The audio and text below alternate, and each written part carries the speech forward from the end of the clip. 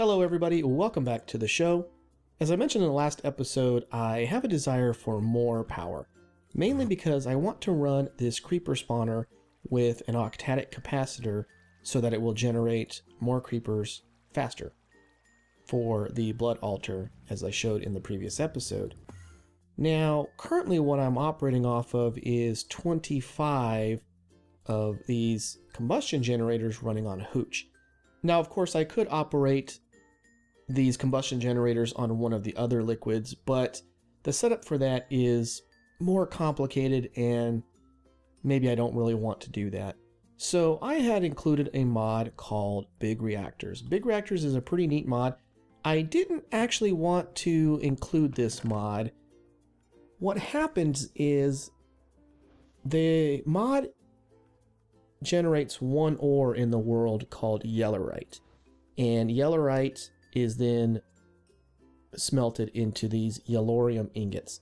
I was watching a video about the Big Reactors mod, and my Labrador, whose name is Yellow, thought that they were talking about him, and so he insisted that I include this mod because he thought it was all about him.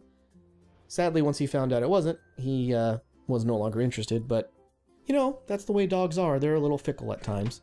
So as I said, it generates this ore called yellorite, and yellorite and generates these yellorium ingots. And these ingots are used to create the bits and pieces of the mod, as you can see here, but they're also used as the fuel source for the mod.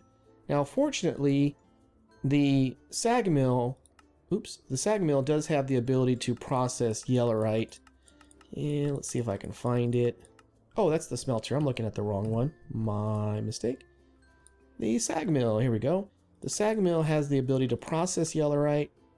There it goes. And you can see it produces yellorium dust. So I get a 2-for-1 off of it. And I get this 5% chance to get cyanite. And over time, I've gotten only 13 cyanite. The cyanite is used to make turbine rotor shafts as well as the turbine rotor blades. You need those to make sort of the second level of a reactor, but it's not necessary to create the first level of reactor, which is what I'm going to do right now. The only other thing you really need is graphite, and graphite is made just by smelting up any type of charcoal or coal like that. So with some graphite and some yellorium ingots, I'm able to create all of the necessary components that I need for building this reactor, and I've already decided that I'm going to build it over here in this corner.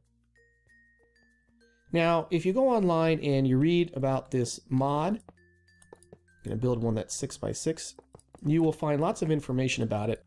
Sadly for me, all of the information also assumes that you're using thermal expansion, which I am not. And so a lot of the information that is available there kind of wasn't really all that useful because of the fact that I don't have thermal expansion installed. So I had to do a lot of research on my own to get this to work with what I have. If you're playing with a major pod pack, you're probably going to have thermal expansion, and so you won't have to worry a lot about what I have to do in order to make what I'm hoping will be a mostly efficient reactor here. Now, as I said, the reactor runs off of yellorium, and for that you make yellorium fuel rods. When you build one of these reactors, you're going to, for yourself, decide how efficient or what you want to do. As you can imagine, you have the ability to make the reactor, well, first of all, it's called Big Reactors because you can make the reactor as big as you want. I think the smallest you can do is a 3x3x3, and the largest is probably depending upon your configuration settings, but you can go really, really big on them. But when you make your reactor, you're going to have to make some sort of decision based upon do you want it to be highly efficient? Do you want it to create large amounts of RF in short periods of time? And while those may not seem too important, they really are. If you have a lot of yellorium and yellorium ingots, you may not mind just creating a ton of energy and not really caring so much if you have the most efficient setup. On the other hand, if you're like me and the yellorium, yeah, I have quite a bit stored up here, but I don't get a lot of yellorium from my system over there. So I'm going to want it to be somewhat on the efficient side. Now, I'm not too concerned. It doesn't have to be, you know, super efficient, but I do want it to be somewhat efficient. And so I've picked sort of a middle ground between efficiency and a, you know, generating a certain number of RF per tick. So I'm just lighting that up. There's certain things you're going to include on this, like a reactor controller, which will go, you know, you have some freedom on how you want to set things up, of course. I think I want to put the reactor controller maybe there. Yeah, there. And generate. Yeah, I don't want that there. I think I want it here. So yeah, you can set up your reactor however you want in order to achieve whatever effects you are looking to achieve. And so that's something that's important to remember, that you're not necessarily limited to having to build this in a certain way. Now, of course, the internet has done all of the research that you might possibly want to figure out what is the most efficient setup. So you can always read that and figure it out for yourself, or you can do it on your own if you like sort of the challenge of developing the system to be the way you want it to be. So it's all stuff that you need to keep in mind when you are building this device. So I'm going to put in the last bits of reactor casing here, and if I've done it right, it should form a multi-block structure. Yes, it's a little off-center because I'm not using odd numbers, or I'm using even numbers and not odd numbers. Yeah, that's what I said, right? And so there is the reactor itself. And the reason that I built it this way is because of this.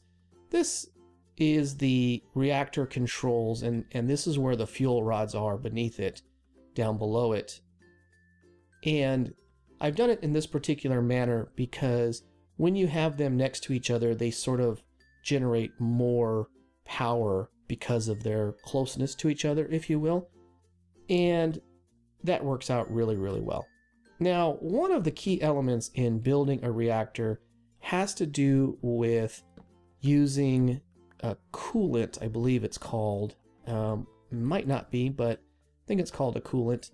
And I realize I need to worry about that now, so I'm going to take out all of this around here, like so. And there we go. And the coolant, or whatever you want to call it, is placed in here next to these fuel rods. And there are different materials that you can use, and this is where the internet will have all of the information, if you have thermal expansion, on what you should use. Sadly for me, I don't have thermal expansion, and so again, I had to do my own research on how to set this up. And there's only a few things that I can use. I can use just regular air, and air, you know, obviously just like the way it is air, there's nothing around it but air, which does absolutely nothing. It doesn't help in any way, shape, or form. I can use water, but water also does nothing and helps in no way, shape, or form. In between, or on the other end of the scale, I can use diamond blocks. I would have to use 9 diamonds to make a block, and I would need to use a block along every edge inside of here. So I'd have to use 2, 4, 6, 8, 10, 12, 14, 16. I'd have to use 16 blocks of diamonds. And that will give me the maximum effect of a coolant, or whatever you call it, to increase the amount of power that the reactor generates. That's a lot of blocks of diamond, and I'm not willing to do that. In between air and water, which do nothing, and blocks of diamonds, which operate at the maximum, there are 2 blocks I can use, which are blocks of iron and blocks of gold. Now, blocks of iron are really, really close to using air and water. In a sense, it's not even worth using them. It's not even worth using the blocks of iron, because while it does increase the the power output of the reactor, it doesn't do it by a significant amount to warrant even bothering with it. Gold is actually really close to diamond. From what I can tell, it's maybe about 90% as efficient as using a block of diamond. So I could use 16 blocks of gold, and I wouldn't mind as much, even though I'm short on gold, I wouldn't mind as much using the blocks of gold. There is one other solution, which I thought was kind of strange, to be honest with you, but for whatever reason, it does actually work. It turns out that I can actually fill a bucket with liquid life power. And I believe I do that by just putting the bucket in there with 1,000 life power. And that will fill up the bucket and cause it to turn into a bucket of life power. Yep, there we go. So I can take that out, and so it looks like that. Bucket of life. Wouldn't that be interesting if in the real world we could just make a bucket of life? So I can use a bucket of life as the coolant around the reactor. And the bucket of life is just a little bit worse than a block of gold. So to summarize, my choices are air or water, which do absolutely nothing. Blocks of iron, which do close to absolutely nothing. A bucket of life, which is almost as good as a block of gold, which is almost as good as a block of diamond. Now, considering that diamonds are rare and I don't want to use them up for this purpose, gold isn't as rare as diamonds, but I still don't have a lot of it. I'd really rather not make 16 blocks of gold. I'm going to go ahead and use the buckets of life because, you know, it seems to be the best choice. The other nice choice about using the buckets of life is that I don't have to completely fill this reactor up with it. I only have to fill up the top level of it. In other words, right there. So I only need to do this 7 more times. Okay, so let me see if I can explain the components of a big reactor to you. Hopefully it won't be too confusing. Down here are the fuel rods, and they will get filled up with the yellorium in order to generate the power. And these here are reactor control rods. You can insert rods which will slow down the amount of yellorium that's being used. It will generate less power, but it will also use less of the yellorium. So you can, if you're generating too much power, you can use these control rods to fine tune how much you are generating. Let me just block this back up to finalize the components like so. On this side, I've included the item access ports, and you can see one has got blue with arrows going out, meaning it's coming out, and the other's got yellow with arrows going in, meaning it's going in. And the yellow also corresponds to yellorium. Yellorium will go in here, and cyanite will come out here. Cyanite is the byproduct, if you will, of the yellorium. Once the yellorium is used up in the reactor, it turns it into cyanite. And once I have enough of that cyanite, I can then build the turbines, which I said would be like sort of the next level of the reactor. Over on this side, I've got a stray block. Here is the access for the energy. This is where the energy will come out of in the form of RF. And this is the reactor controller. It allows you to turn the reactor on and off, as well as a few other controls. And it kind of shows you the status of what the heat is, how much RF it's generating, things of that nature. So let's go ahead and see how this works. I'm going to go grab a stack of yellorium here, and we'll run back over here. And as I said, there's access ports I put on this side for a reason, because I'll automate things later, and put the yellorium in. You'll see it'll take half of that stack right off the bat. It will be put into the fuel rods that are in the center there. And now you can see, here's the fuel status, 100% full, 0 depleted, 4 fuel rods. Let me get rid of the sidebar there, make it easier to see. There you go, 4 fuel rods, the maximum capacity, the amount of fuel, the amount of waste, etc., etc. And so now I can go ahead and hit activate reactor. You'll see the temperature rise, the amount of RF being generated. Here is the how fast the fuel is being burned up, 0.056 millibuckets per tick. And then the reactivity is at 400%. that's caused by putting those 4 rods in a square as I showed you. And then here's more of a graphical viewpoint, casing heat, core heat, and this is the energy buffer. As you can see, it's generating power. It's going to quickly fill up. This only stores, what is that, 10 million RF? You can see it's quickly filling up. And again, we're generating 3,000 flux per tick, and we're using 0.056 millibuckets per tick. So if you do the math on that, you would discover that one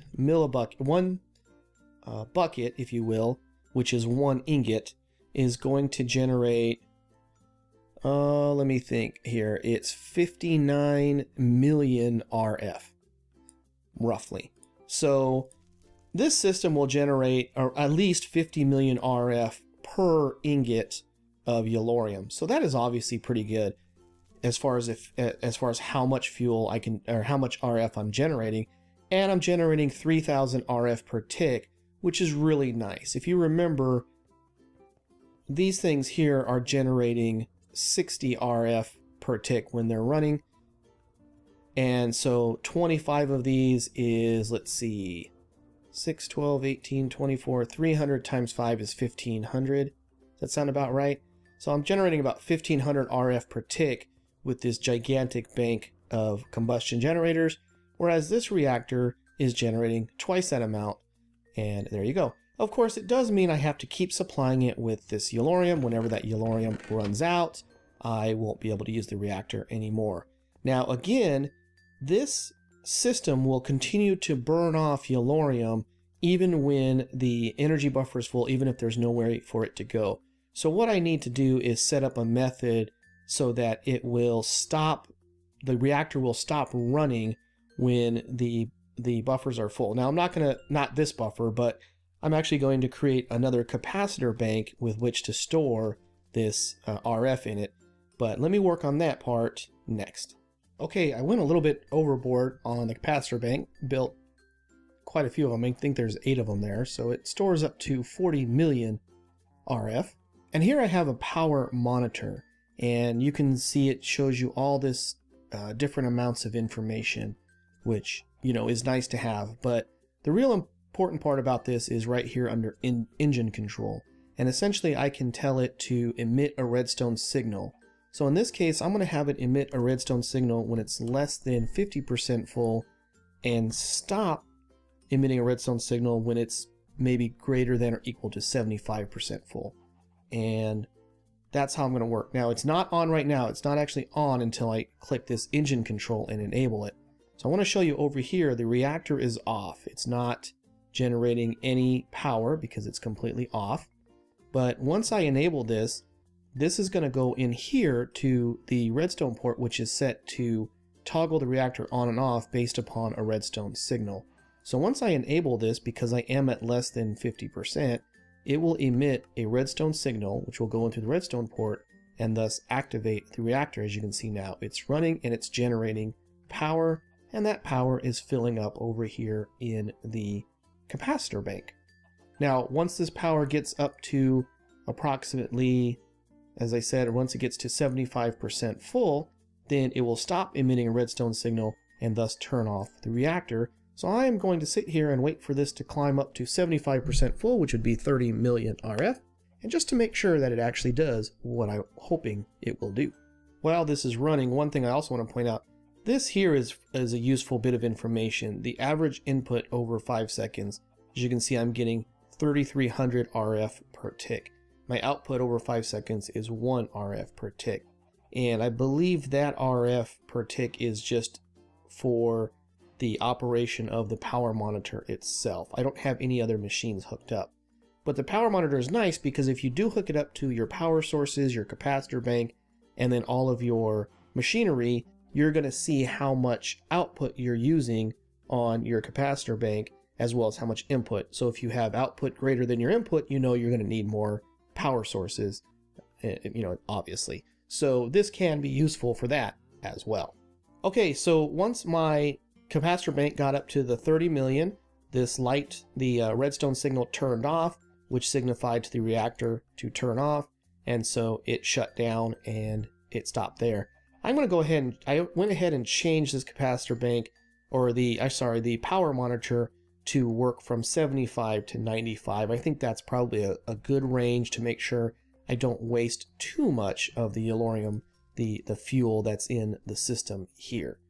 Now the next thing I need to do is set up to automatically put the yellorium ingots into the input side and take out the cyanide ingots from the output side and put them over there into the storage area, my chests, as well as taking the power from this capacitor bank and feeding it over to this one in order to power all of the equipment.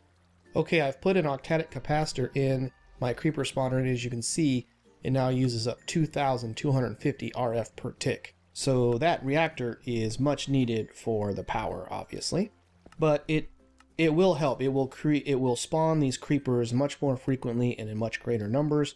So I did need that upgrade to be in there in order to make this a little bit more efficient for my blood altar.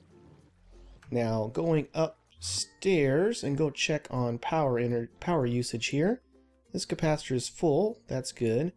These guys are running low, and that's okay.